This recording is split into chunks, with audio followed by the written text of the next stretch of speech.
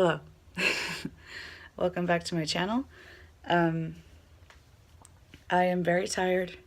I have laryngitis and I'm very tired. So excuse me.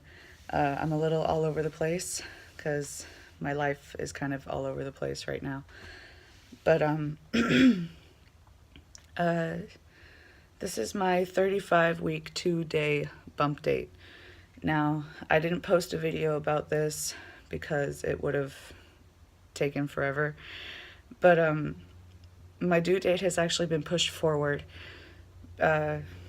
according to calculations as opposed to measurement of baby. So I am now 35 weeks and not 36, which is fine. But there are some changes. As opposed to the last 2 weeks, it's been kind of just the same crap over and over again. So I have the bump date to do, but before that, I want to show you a new addition to my family, which is a succulent called Aeonium Purple Rose. I believe this one's called Purple Rose. It's a type of Aeonium succulent. And, oh, it's still soaking up water right now. Hold on. I got it from Osh, which is a orchard supply hardware store out here. And in my current town, the Osh just completely neglected their succulents, and honestly the rest of their plants looked very sad too. So I got this one because I only had a certain amount of money, but I got this one because its petals, a lot of its petals are dehydrated to the point where they're just falling off, and it was so dry, and the container is too small for it now. I need to get a bigger container, or I might just end up using this or something like that. Put some rocks at the bottom. But it's been neglected and it needs some tender loving care, and I decided that I would take it. So let me show you really quick. It's dripping water, but that's because I just watered it a buttload. Anyway, here it is. You see what I mean? The petals are they're just dying and falling off. It's a beautiful little plant. Beautiful little plant.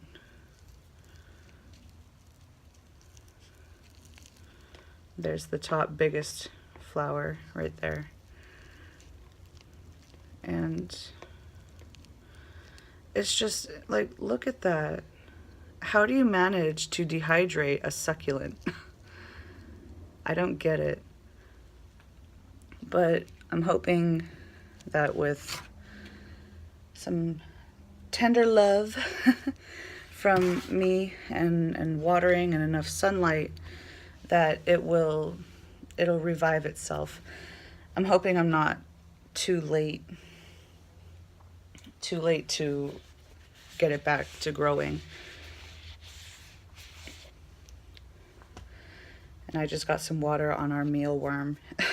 Mealworm food for Buster, our lizard.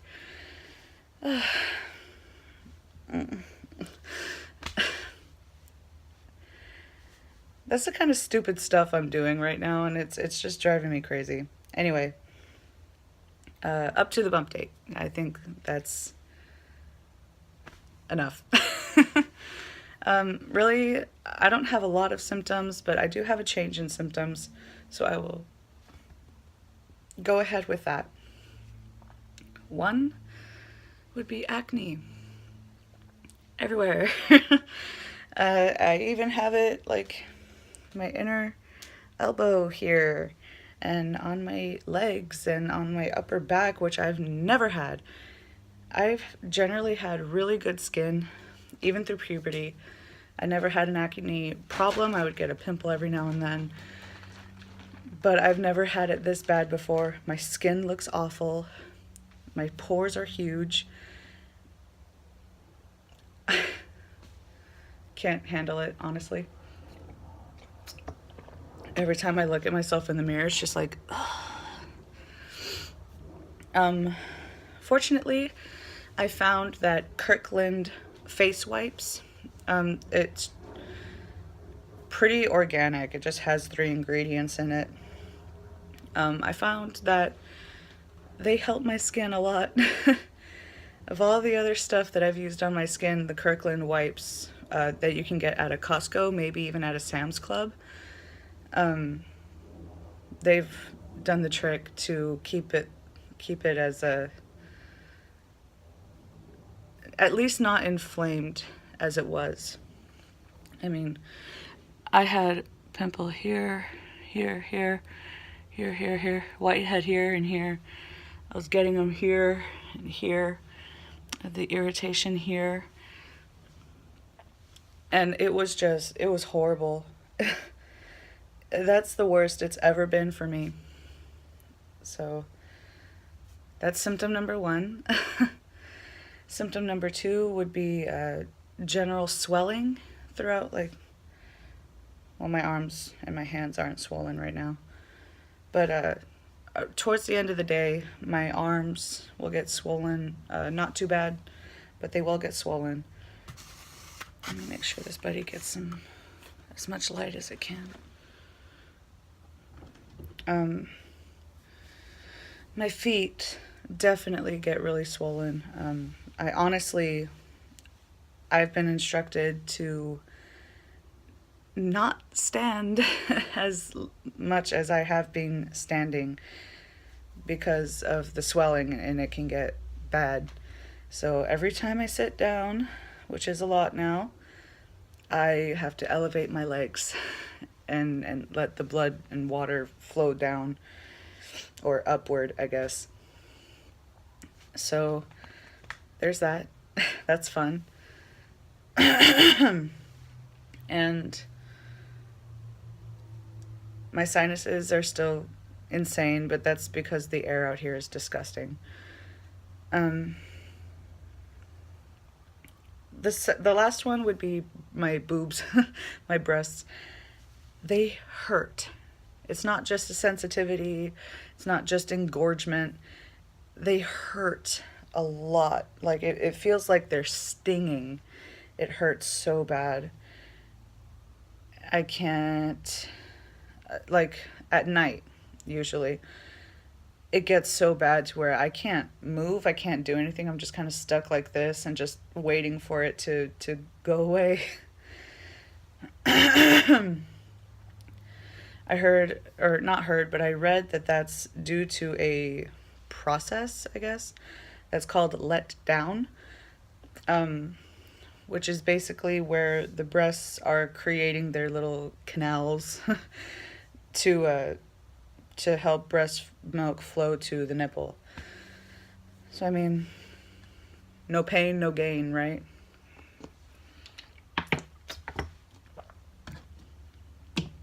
Let's see. That's really about it. The baby has begun to drop, or as some people might know as the lightening process, has begun. And it's putting a lot of pressure on my bladder, but it's taken away my acid reflux, which is lovely. I am very thankful for that. And I'm approaching the time where I should start preparing for birth anyway. So I'm not worried about it. I don't have any other signs other than my belly is a little lower. I don't have acid reflux. And for the most part, I can eat without feeling like I'm going to throw up. So that's really about it. You know, not a lot is happening with my body. The baby's doing good. She's incredibly active. So that's good. And my symptoms really I don't have a lot of problems. Even with the symptoms that I have, it's very normal, very natural, I would say. A couple of the things there's only been a couple of symptoms where I started kind of worrying about it, and I asked my doctor slash midwife, but the rest of it is just common sense to me. Like, I'm not worried about it. So, oh yeah, Braxton Hicks. I do have Braxton Hicks occasionally. But it doesn't feel like a cramp. It doesn't feel like what people describe a contraction. To me, it feels like, excuse me, like up here, it just gets really tight and I get really out of breath, which at this point in time, everything makes me out of breath. But yeah, it's kind of raised a little bit of a red flag for me, or not really a red flag, but a kind of flag, where I may not know when I go into labor, if my water doesn't break or something like that. My concern is that I won't feel real contractions. I have an incredibly high pain tolerance, and I have a pretty decent pain threshold. So my concern is that say my water doesn't break, or if for some reason I don't realize that it broke or something, that I will have no idea that I'm in labor and I end up giving birth at home, which would be ideal. I would like to have an unassisted free birth at home, but this house is filthy. It's disgusting, and no amount of cleaning will get rid of it. And I don't want my baby born in that. So it's a possibility. My grandmother has an incredibly high pain tolerance. She didn't even know she was 9 centimeters dilated when she was giving birth to my mom. So it's not unrealistic to think that I might not feel it. I want to feel it, because then I'll know what's going on. But if I don't feel it, it'll be a heck of a ride. And Buster has made his appearance. Hold on. I see a Buster. Are you hungry?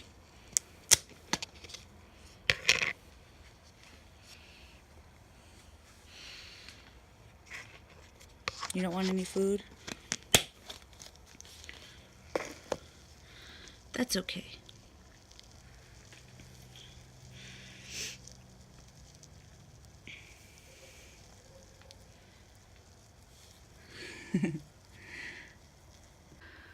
Buster's been in hibernation for the past month now.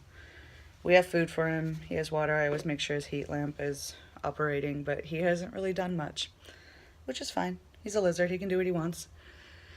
I guess another symptom would be that I pee a lot. I pee a lot. And it's it's obviously because the baby's putting pressure on my bladder. There's no other explanation for it. But it's kind of annoying. But whatever. Buster. That's about it. I don't really have anything else to say. My dad is back in town because he wants to be here for the birth of the baby, and he'll be helping me out a lot. I've been stuck in this house for a long time with nothing to do because I can't do anything and no one's gonna hire me, which I understand. It's understandable, reasonable. But I have a lot of nothing to do, so it's kind of driving me crazy. Another thing I just realized right now is I'm stupid emotional. I don't like being emotional. It's not to the point where my rationality and my logic is overrun, but it's for nothing I can just start crying. I'm not a crier. I don't cry, but I've been doing a lot of that in the past month. So honestly, I think that's the worst part. Like even among the breast pain and the intestinal distress, um, it's being emotional. Really, I don't like it. So I think now I'm going to show my bump. So that's really all I have left. I think it looks different than the last time I've shown the bump or taken any pictures. It feels different. So I guess we'll see. I'll make a comparison of the last time I took a photo of my bump and to this one. So give me 1 second.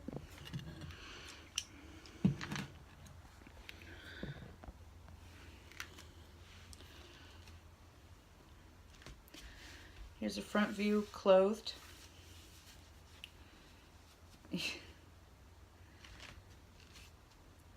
Side view. This is, you know, the top here. Another side view. And then unclothed. It's kind of getting bigger.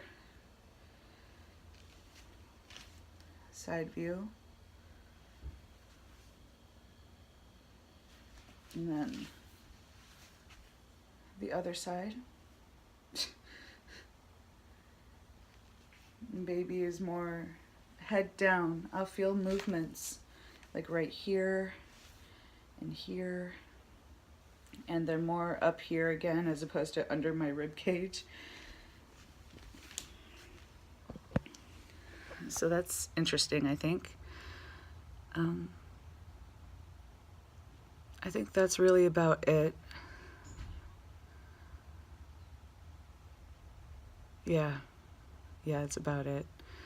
I'm gonna take a little bit better